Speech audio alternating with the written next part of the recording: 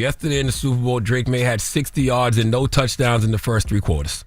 Okay, the Seattle Seahawks was Kendrick Lamar, and the New England Patriots was OVO and Drake. Okay? Right. And not surprising because in the first 3 playoff games, he threw 4 touchdowns, had 2 interceptions, and he was sacked 15 times. So it was no surprise that yesterday for 3 quarters, he threw no touchdowns and only 60 yards passing. Not to mention he got sacked 6 times yesterday. So that's 21 sacks taken in the postseason, which, by the way, is a record. Okay, most sacks taken in a single postseason in the Super Bowl era. All I saw all postseason was turnovers, sacks, and missed throws. But every week, y'all gave Drake Maye the glory like he was God. Okay, it feels so good to see it all finally catch up to him. And now you all, and by you all, I mean sports reporters, can have some honest conversations about Drake Maye. And you need to have some honest conversations about how this was historically, okay, one of the worst postseasons ever for a quarterback, especially for someone who was 1 vote away from an MVP conversation. Okay, treat Drake Maye the same way you would treat Lamar Jackson.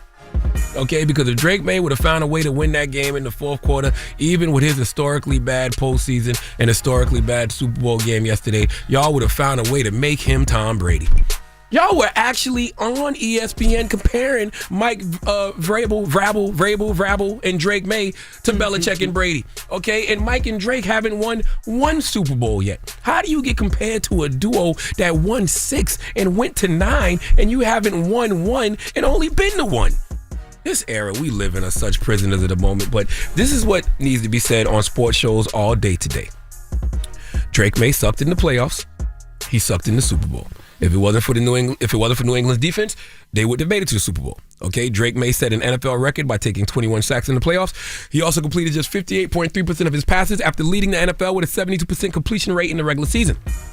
Drake Maye threw 6 touchdowns and 4 interceptions while fumbling 7 times, losing 4. He also averaged only 207 passing yards per game, down from 258.5 during the regular season. Not to mention, Aubrey Graham, commonly known as Drake, bet $1 million on the Patriots winning the Super Bowl. And I guarantee you he only did it because him and Drake Maye share the same name. I just want all sports reporters to be honest about what we saw with Drake Maye. Don't whitewash it. Don't sugarcoat it. Don't act like we didn't see what we all saw. We're not going to treat this like Khaled in a weight loss ad.